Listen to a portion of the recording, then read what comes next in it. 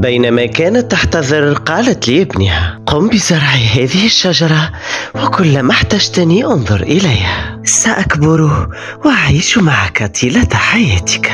أيام وغادرت أمه الحياة، فقام بزرع الشجرة وظل في كل مرة ينظر إليها ويذهب لها كلما احتاج لأمه. مرت أشهر وتزوج أباه من جديد، ولتشعر الزوجة بحريتها طلبت من زوجها أن يخرج ابنه لبيت الحديقة، لكنها لم تكتفي بهذا فقط، فلقطع صلته بالبيت قامت بخلع الشجرة الصغيرة، مما جعله ينهار ويجن. لم تمر الأيام حتى حدثت الكارثة.